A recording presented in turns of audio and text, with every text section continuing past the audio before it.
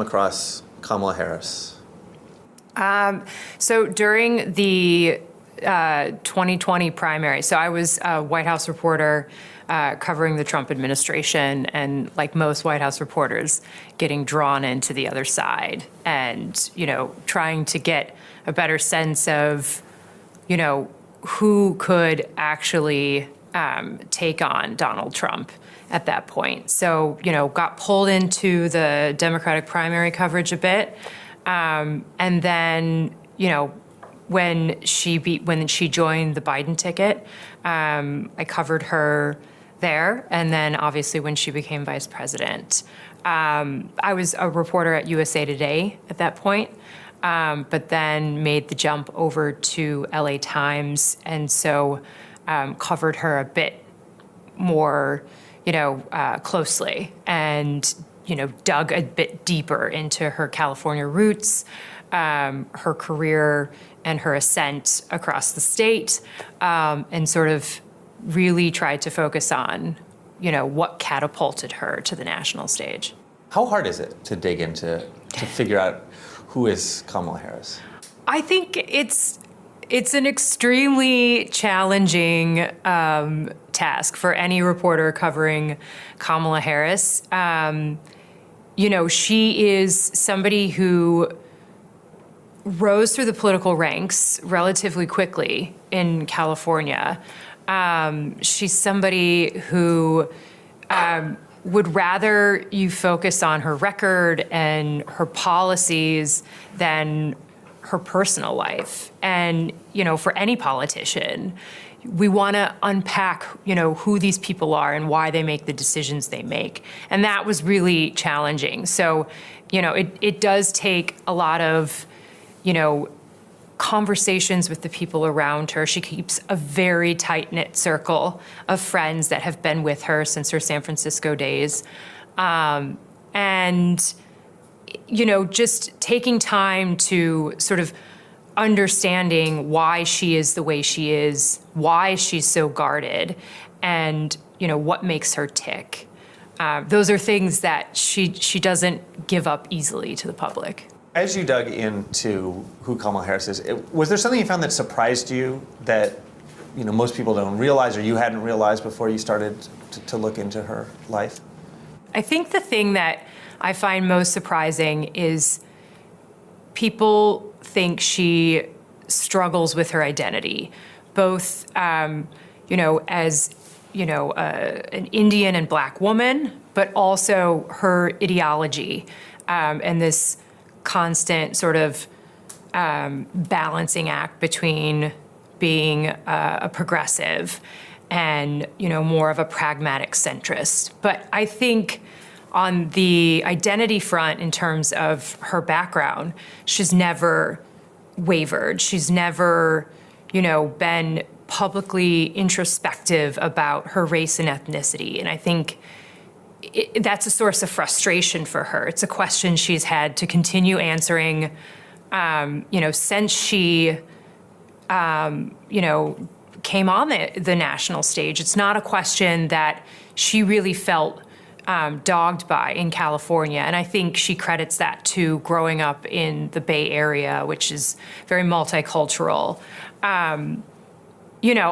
When people look at other biracial candidates or politicians like Barack Obama, that's somebody who really publicly explored his background and his identity. And they just assume she is somebody who should do the same. And, she has said in the past, I've never had an identity crisis. People think I should have an identity crisis. And so a lot of those questions and expectations are imposed on her. And I think she gets really frustrated by that because we constantly find ourselves asking about Kamala Harris's background. And that's evident even now with Donald Trump's recent comments. And then in terms of her political ideology, I think she's been very deliberate in the way she's painted herself. She campaigns as a progressive. She pushes very progressive ideas. But she governs as a moderate. And I think in some ways where people see that as, a vulnerability or criticize her, she sees that as her strength. And I've found that to be surprising. I think she's a little more deliberate and calculated and measured about some of these decisions of her public persona than people think. So let's go back to the very beginning, and the beginning, as she tells the story, is of her two parents meeting at protests in Berkeley. I mean, help me understand how that shapes her, how her parents shape her, how her own story, how she tells her own story, and what you see in those years. I think her parents' involvement in the civil rights movement is something that she really identifies with. As you mentioned, she talks about being pushed around in strollers at, civil rights protests. And I think it's something that has really shaped her as a person in terms of, her values, in terms of, what she believes in. She is very proud of her Berkeley and Oakland roots. She launched her presidential bid in Oakland. She sees that very much as her home, even though she's moved around a bit.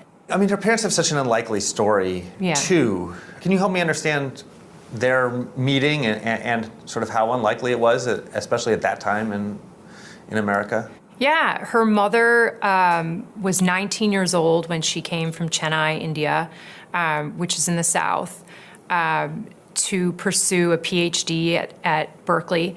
And her father was an economics graduate student at Berkeley as well. Her father was an immigrant from Jamaica. So she is the child of two immigrants, and they fell in love on campus. They fell in love attending these civil rights protests. And so it is a very unlikely story. Her mother comes from, a traditional Indian family, and at the time, it was very rare for Indians. This is, of course, is before 1965, and it was rare for Indians in general, but certainly an Indian woman to immigrate to the United States to pursue a graduate degree and then marry, a Jamaican immigrant.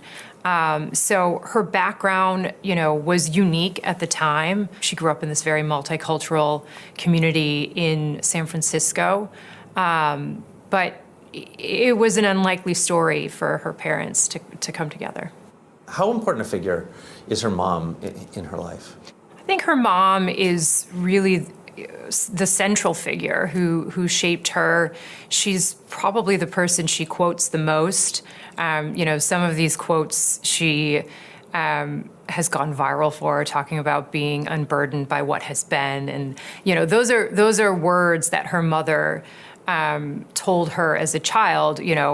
She also likes to say, don't let people tell you who you are. You tell them who you are, which is another quote, that she has often repeated. And her mother was this very strong character who, instilled a lot of, confidence and ambition in both Kamala and her sister Maya. But she also knew that, she was raising these biracial girls in a country that viewed race through a binary lens. So Harris has written in her autobiography, my mother knew she was raising two Black daughters in this country. And I think that's something that allowed Kamala to, really embrace and lean into her Black background, even though she was being raised by a single Indian mother. And so what did her mom do when she has this sort of realization, she's raising the kids by herself, and she understands race in America? How does she raise them as two Black girls? Yeah, so her parents divorced when she was 7, and she grew up in, a predominantly Black neighborhood in Berkeley. And so the community around her really shaped her. She often talks about Regina Shelton, who was a neighbor who lived a couple doors down and ran a preschool that both Kamala and her sister Maya attended. And she really shaped her. She refers to her as her second mother. She used the Bible, that Regina Shelton's Bible, when she was sworn in as Attorney General and later to the U.S. Senate. And she, would attend the Black Baptist church that Regina Shelton went to. She, as I said, went to her preschool where images of Harriet Tubman and Frederick Douglass hung on the wall. And so I think it was the community around them that really helped shape her identity as a Black woman. And her mother understood that and certainly nurtured it. It seems like an extraordinary place to grow up. I mean, how important was being in the Berkeley area to who she would become or who she would think she could become later?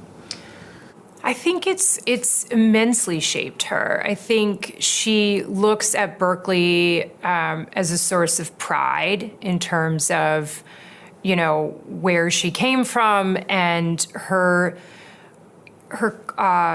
comfort in these, urban settings. When she was running for district attorney in San Francisco, she set up her office, her campaign office in a part of town that the more affluent white parts of donor class of San Francisco would be a little nervous about coming to. And she brushed it off and said, I think people care more than you think they do.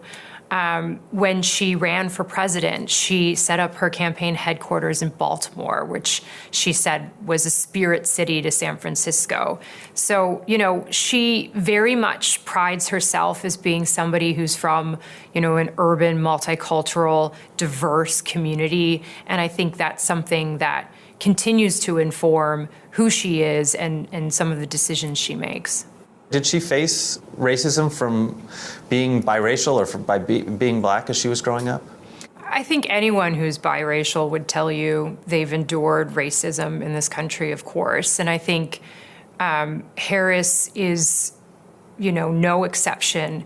I think she's somebody who isn't comfortable talking about herself and therefore doesn't feel that she needs to highlight, some of the racism that she's faced. But it's something that she's constantly referred to when she addresses the criticisms of her, and her supporters address the criticisms of her. They constantly point to the racism and the misogyny that she has faced as a politician, as a woman who has broken a lot of barriers, been, notched a lot of firsts in her career. That goes back to her childhood and some of the racism she faced as a kid. But I think she is somebody who is determined to not let that sort of hinder her or, limit her in any way, which is why you probably don't hear her talking about it very often. On the biracial aspect, we've talked about her experiences growing up and being seen as a Black girl, but her mom is from India. How does that shape her and that part of her background? Yeah, I mean, it's not something that she has highlighted, right? And that's something I've really tried to unpack as I'm also half Indian. My father is from Chennai, which is where her mother's from. Her background, she has very much leaned into her Black identity. She attended a historically Black college. She very much identifies as a Black woman. But, her Indian heritage is not something that she's also hiding either. I mean, she grew up eating Indian food. She went to India, on visits with her mother. She wore Indian jewelry. She, has close relationships with her mother's family. But, it's informed her in a way that she's able to be multidimensional, but I don't think it's something that she's embraced and maybe